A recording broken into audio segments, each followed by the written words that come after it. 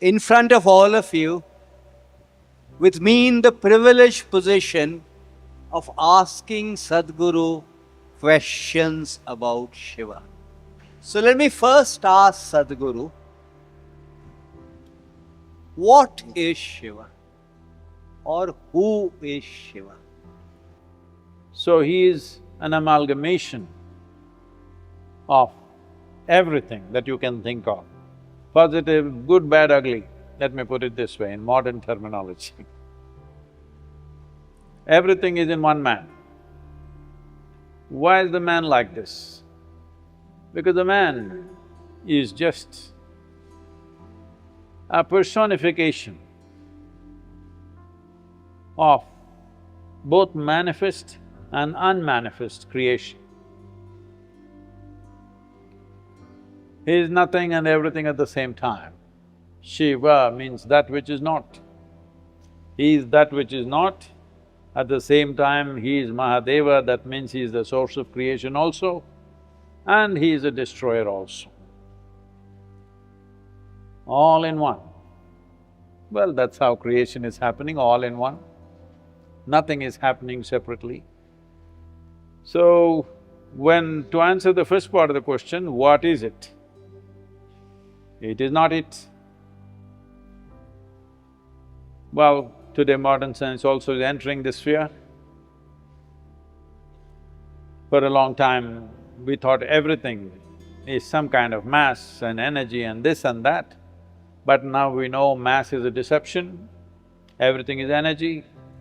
Now we are beginning to see in fundamental physics that energy is also a deception.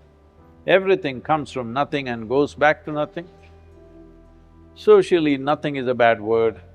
If I tell somebody you are nothing, they will be insulted. So I think it's best we put a hyphen between no and thing. So when you frame the question, what is it?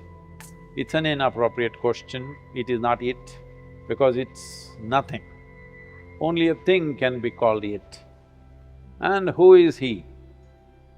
When you say who is he, it's a partially correct question, because anyone who realized the vastness of nothingness, because without knowing the core and the essence of creation, which is nothingness or nothingness, you have no perception of anything. What you have perceived is all in bits and pieces.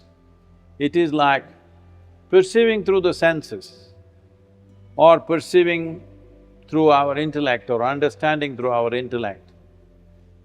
And thinking we know something is like, if I give you a 1,000,000,000,000-piece jigsaw, you found 12 pieces and you put it together and then you say, oh, this is an elephant.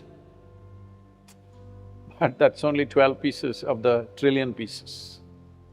So whatever conclusions we draw with our senses, whatever conclusions we draw with our intellect, whatever conclusions we draw culturally, socially, have no meaning when you utter the word Shiva, because it springs from the limitless nothingness, which is everywhere. Something is only somewhere. It is only nothing which is everywhere. Today, atomic scientists and cosmologists are beginning to say that over 99.9% of the atom is empty, nothing. Not a lot of stuff, nothing. Over 99.9% of the cosmos is also empty. And how can you ignore that? So, here in this civilization,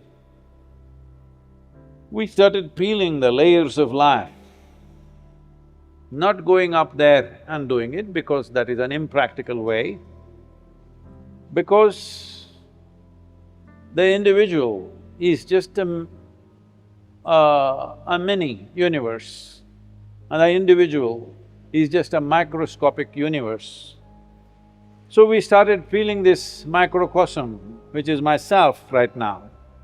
As we peeled and peeled and peeled, the entire culture focused on this, the whole civilization is built on this, going on peeling the human being Then when we peeled totally, we found nothing. So we said Shiva, that which is not. So thousands of years ago, we spoke that everything came from this nothingness.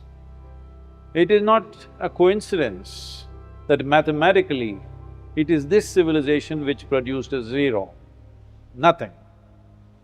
Because Shiva means that, emptiness, nothingness. Today, after so much of research and looking at things, modern science is beginning to speak the same language. They're talking about the core of universe or the essence of universe is nothing, because at the same time they're saying, till now, if anything has to do something, it has to be something. It must be electricity, it must be electromagnetism, it must be something, some force. Where there is no force of any kind, everything is obliterated. That is very powerful. So not knowing what to call it, they're calling it dark energy. Where we always refer to Shiva as the dark one. So, it's not a question I can answer, but I can transmit. I'm waiting for people to be ready for transmission. Till then, I have to coax them. So I'm busy coaxing them, cajoling them, entertaining them. Maybe someday I'll get tired of entertaining them